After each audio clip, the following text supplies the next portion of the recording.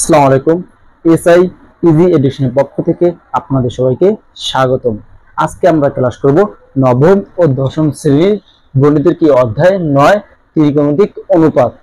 আজকে আমরা পর্ব হচ্ছে কত 4 অনুশীলনী 9.2 দেখাও যে আমাদের এই তিনটা প্রশ্ন আছে।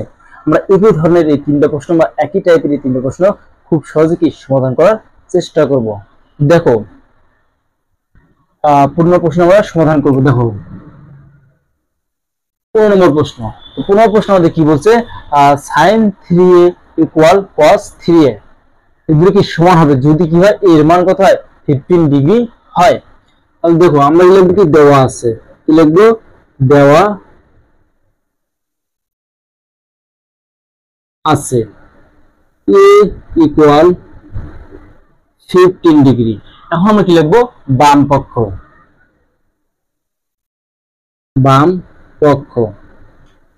ইকুয়াল বাম পক্ষ মধ্যে কি আছে sin 3a ইকুয়াল দেখো সাইন করকে আমরা সাইন লিখবো, এটা হচ্ছে 3, তার সাথে কি গুণ আছে আমরা ইন্টিগ্রেশন দেব। এর মান কত 15 আমরা কি বসাবো 15 ডিগ্রি ইকুয়াল সাইন, তো 3 আর 15 গুণ কত হয় 3 আর 15 গুণ কত হয় 45 ডিগ্রি ইকুয়াল। তো এখন দেখো আমাদের এই সাইন 45 ডিগ্রি মানকে আমাদের মুখস্থ থাকতে হবে, তাহলে কি আমরা এগুলো পারবো। আর যদি মুখস্থ না থাকে অবশ্যই তখন কি সাইন্টিফিক ক্যালকুলেট দিয়ে আমাদের করতে হবে। তো দেখো সাইন 45 ডিগ্রি মান হচ্ছে 1/√2। এখন আমরা কি করবো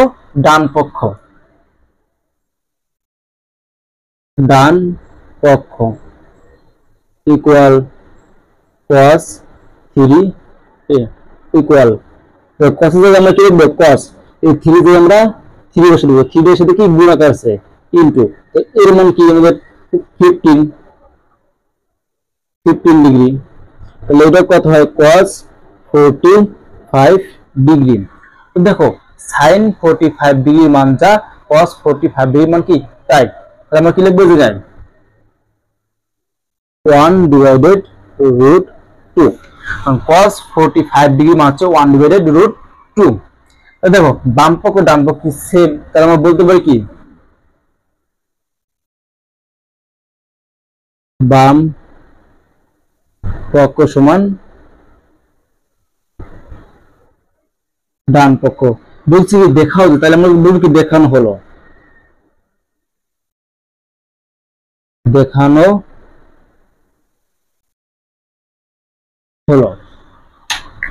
এটাই কি আমাদের অঙ্কের অ্যান্সার। আশা করি সবাই বুঝতে পারছো।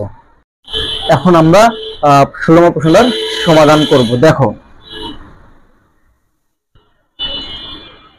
তাহলে এখন আমরা কি করবো 16 নম্বর প্রশ্নটার সমাধান করব।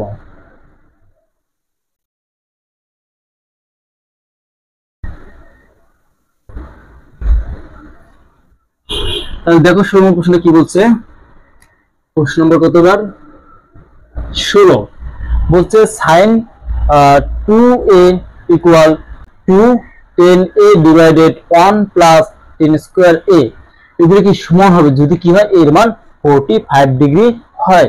দেখুন এটা কিভাবে করব, দেওয়া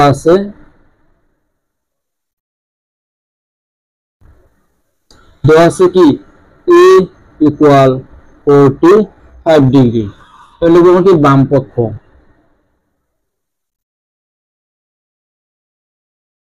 কি আছে sin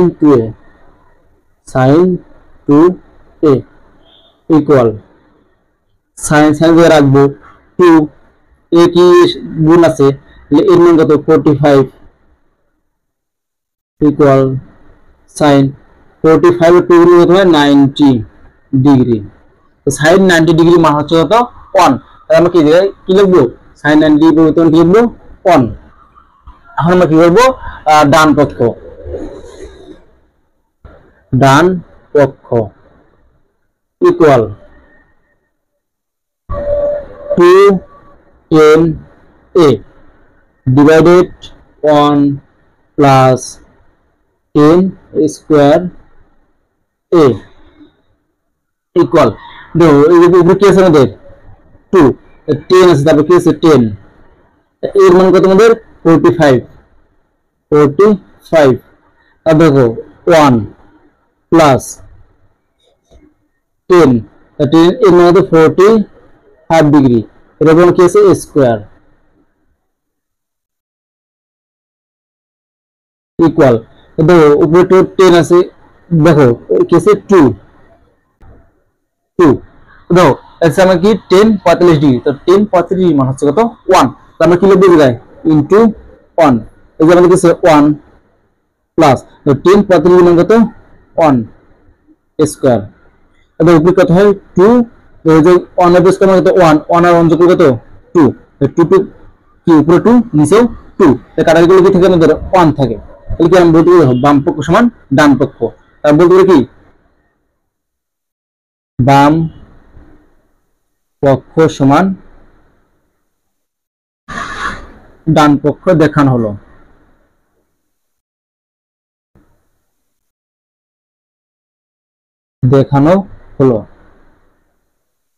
এটা কি আমাদের অ্যান্সার। আশা করি সবাই বুঝতে পারছেন। এখন আমরা কি করব 17 নম্বর প্রশ্নের সমাধান করব।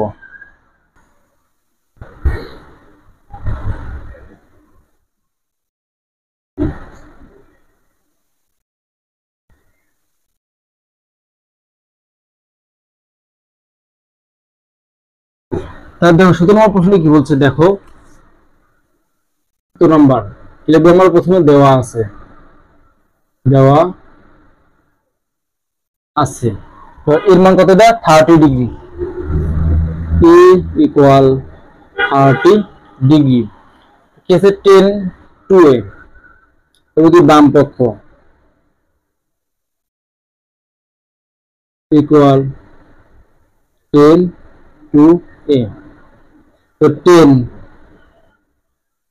2 ইনটু দেখো এর মান কত 30 ডিগ্রি, আমরা কি লিখবো এর পরিবর্তে 30 বসিয়ে দেবো 10, তো 2 আর 30 গুণ করলে হয় 60 ডিগ্রি, তো দেখো 10 60 ডিগ্রি মান হচ্ছে কি √3, আমরা দেখি লিখবো 10 60 ডিগ্রি পরিবর্তে লিখবো আমরা কি √3, তাহলে লিখে আমাদের বাম পক্ষ, এবার আমরা কি করব ডান পক্ষ করব, ডান পক্ষ ইকুয়াল কি আছে আমাদের 210a divided 1 minus 10 square a equal, আর দেখো কি আছে আমাদের 2 ইনটু 10, তাহলে এর মান কত 30 ডিগ্রি ডিভাইডেড 1 মাইনাস 10, এর মান কত 30 ডিগ্রি, আর বাইরেটা কি স্কয়ারটা বসিয়ে দেব, তাহলে দেখো এখন আমরা লিখতে পারি কি 2 ইনটু 10 30 ডিগ্রি মান হচ্ছে 1 ডিভাইডেড √3, আমরা কি সীমানটা এখন বসিয়ে দেব 10 30 মানে 1 ডিভাইডেড √3 1 মাইনাস দাও 10 30 ডিগ্রি মান হচ্ছে কত 1 ডিভাইডেড √3, তার উপর কি আছে স্কয়ার আছে, তাহলে দেখো উপরে আমরা কি লিখতে পারি 2 ডিভাইডেড কি √3, 2 ডিভাইডেড √3 ডিভাইডেড, দেখো আমরা যে কি করতে পারি দেখো 1 মাইনাস অনেক পুজো আমরা করলে কি হয় 1 ডিভাইডেড √3 পুজো আমরা করলে কি হয় √3 আবার স্কয়ার কি কাটা চাই, তার মানে এটা কি দেখো এবার এই 2 এর জন্য কি আমরা √3 পাওয়ারটা বসাই, দেখো √3 স্কয়ার মানে কি বোঝায় শুধু কি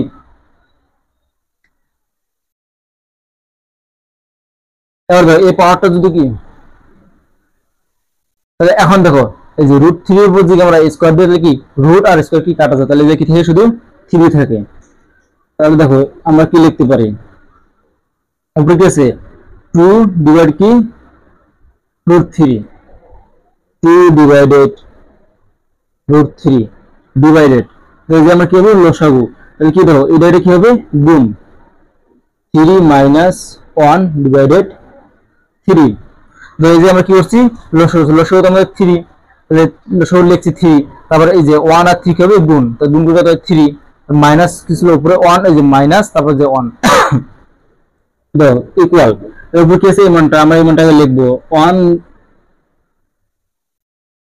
2 ডিভাইডেড কি √3, আর এই ভাগটাকে আমরা কি লিখবো গুণ লিখবো। এখন দেখো যখন আমরা কি করব, এই যে এই ভাগটাকে যখন আমরা কি ইনটু আকারে লিখবো তখন কি লব যাবে কি হরে, হর যাবে লবে, তো যে আমাদের হর কত 3, 3 কি হবে আমাদের লবের জায়গায় বসবে, লব কি 3 হবে। আর এই যে আমাদের কি লব কত 3 মাইনাস 1 তাহলে কি 2, তাহলে 2টা কি হবে আমাদের হর হয়ে যাবে। দেখো এই 2 এই 2 কি কাটা যায়, তাহলে উপরে কত 3 দেখো √3 দেখো ইকুয়াল 3 ডিভাইডেড √3। এখন দেখো আমরা কিভাবে এটাকে তৈরি করব, দেখো আমাদের অ্যানসার কি আনতে হবে √3, দেখো আমরা কিভাবে এটা তৈরি করব। তো আমরা এই 3 বলে তুমি লিখতে পারি কি √3 ইনটু √3 ডিভাইডেড √3। দেখো আমরা যে কি করছি √3 ইনটু √3 দিছি কার পরিবর্তে, এই যে আমার 3 এর পরিবর্তে, এই দুটো যখন আমরা গুণ করব তখন কি হবে √3 স্কয়ার হয়ে যাবে, তো স্কয়ারের রুট কারণে কি আগে 3টাই আসে, তো এটা কি 3 পরিবর্তে এটা লিখতে পারি। দেখো এই যে এই √3 কি কাটা, তাহলে এই যে থাকলো কি √3, তাহলে দেখো বাম পক্ষ √3 ডান পক্ষ কি √3, তাহলে আসলে সবাই বুঝতে পারছো। এখন আমরা কি লিখবো বাম পক্ষ সমান ডান পক্ষ, বাম পক্ষ সমান ডান পক্ষ দেখানো হলো। আজকের ক্লাসটি কি আমাদের এই পর্যন্তই থাকবে। আর তোমাদের যদি কোনো একটা টপিকের উপর আলোচনা করতে হয় অবশ্যই আমাকে কমেন্ট করে জানাতে হবে, আর অবশ্যই ভিডিওটা শেয়ার করে দিবেন যেন অন্যরাও কি শিখতে পারে। সবাইকে অসংখ্য ধন্যবাদ।